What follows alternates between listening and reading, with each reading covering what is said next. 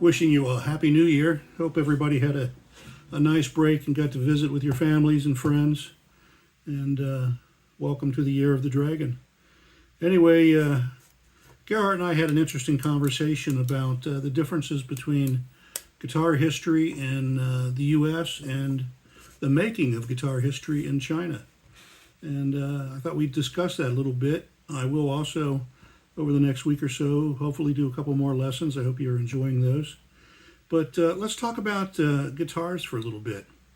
The word vintage guitar has been popular in our culture anyway for the last 15 or 20 years. Back when I first started playing, used guitars were simply just called used guitars. And now a guitar that's 10 or 12, 15, 20 years old is called a vintage guitar. And in China, the guitar industry really is just beginning to kind of grow. So you don't have that history yet of instruments that are 25, 35 years old that were played by, artists like Jimi Hendrix or Eric Clapton or Jimmy Page, Andre Segovia, Julian Bream, Christopher Parkening, just to name a few. So there's a lot of history to the guitar business, frankly, in the USA that is just beginning to start in China.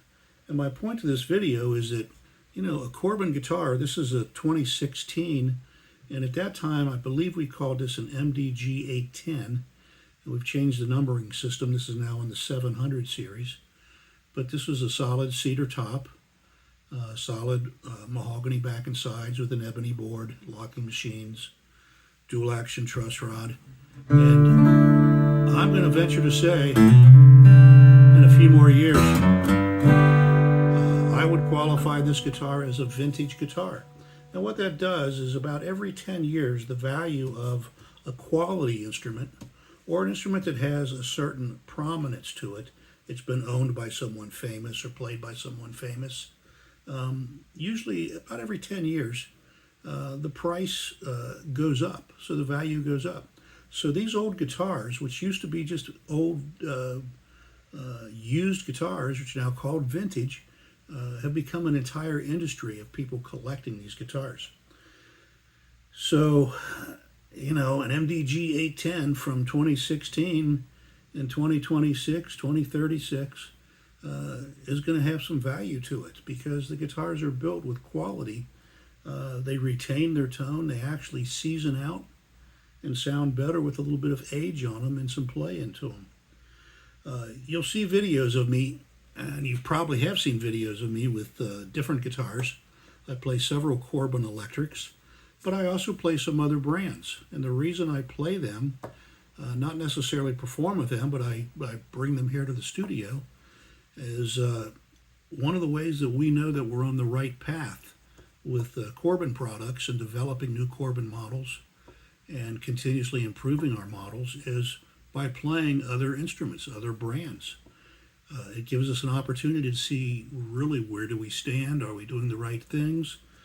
We can also look at some of these iconic vintage instruments and say, wow, these instruments have maintained a share of the market for 30, 40 years. Why is that? The playability, the materials, the feel of the neck, the sound of the pickups, the type of frets, etc. So we can study those instruments that kind of set the standards, and really for all guitars. And we can learn from those. We can also look at where their shortcomings are and find ways to improve on the things that have showed up as problems with those instruments over the years, and ways that we can prevent those problems from happening to our guitars. So there's a very valid reason why you'll see me playing an old Martin guitar or an old Guild or an old Epiphone or even a Yamaha, Taylor's. We really want to know what everyone else is doing, how their guitars feel, how our guitars compare, and so that we can stay on the forefront and offer you the best quality and the best value for the money that you have to spend. And speaking of money, I know that we're all going through some very difficult times. This is a worldwide issue. Europe, Australia, Canada, the United States, Japan, and of course China. We're all seeing changes in our economy. Well, sad to say, I'm old enough that I have seen these cycles, and that's what these are. These are cycles. I've seen this cycle a minimum of 3 times in my lifetime. And the one that I remember the most was what we call the Carter years. These were in the 70s, 1978, 79, 80. Interest rates were extremely high. There were shortages of fuel. Inflation was extremely high. And it was a difficult time. Unemployment was high. 2008 for the U.S. was another situation very similar to what you're experiencing in China with real estate and values of people's homes and properties changing. And we also suffered through COVID, the same as you. And it's been a challenging number of years. The good news is we're all still here. And a lot of people have done extremely well in the music industry through these times because people always want to be entertained. Or if they're not entertaining someone else, they're entertaining themselves. So what I'd like to do, first of all, I'm going to break this up into probably a couple different videos. But I just wanted to set the stage. I want to talk about some vintage guitars and a little bit of the guitar history. I'm going to call it modern history, mostly from 1940s, 30s, 40s, 50s, 60s, because these are the instruments that people are buying as collectible, as investments. And frankly, you guys are on the ground floor. There are some very good instrument makers, including Corbin in China, and frankly, Korea, Taiwan, Japan, that are making some excellent guitars. And I would venture to say in the next 15 to 20 years, some of those guitars will also be considered, some of them already are in our area, in our part of the world, will be considered vintage, collectible, historic instruments that will have value to them. So, but first you have to start with an instrument of quality. It has to play properly. It has to sound good. The exception to that is there are many guitars in the United States that we sell through one of the little businesses that we have. We refurbish old guitars. And a lot of the entry-level guitars, very student-level guitars from the 60s, are now very popular. And they weren't very good guitars, but they're popular because of the nostalgia. There were stars, for example, Led Zeppelin, Jimmy Page recorded a lot of his earliest songs on a Harmony guitar, which was made in Chicago, Illinois. It was truly an entry-level plywood guitar. And there were lots of people that started out on Silvertone guitars, which was sold in a department store here in the United States called Sears. And also the K brand. And they were very affordable instruments when people were first discovering the guitar here in the 40s, 50s, and 60s. So a lot of people now want to go back and recreate that feel and recreate that sound.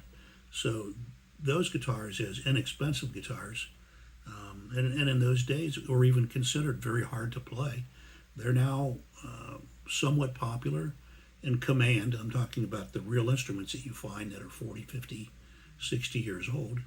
They command a high dollar value. Well, there's no reason in the world why that same thing won't happen to some of the instruments that you have in China. So just a little investment tip there. So this is, again, my 2016, and I wouldn't trade this instrument. It's just a beautiful sounding guitar. Very even.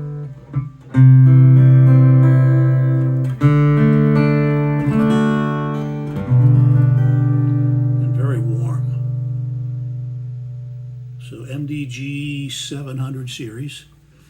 I also play an MDG 360, and I have a classical here that I'm playing, and they're a wonderful buy. They're very affordable, and they're long-term instruments. These are not entry-level instruments. These are for the intermediate to professional player. If you're a beginner, you certainly couldn't go wrong playing one of these instruments. So anyway, I'll conclude that for tonight, and tomorrow we'll pick it up with some history on a 1954 Epiphone jazz guitar, and we'll talk about who played this style of guitar, where it evolved from, and who's playing this style of guitar now. So again, great to talk to you. If ever you have questions or comments, please submit them to Mingda Music, and Gerhardt will see that I get them. I'll be happy to respond or address any questions that you have. Thank you for listening. Happy New Year.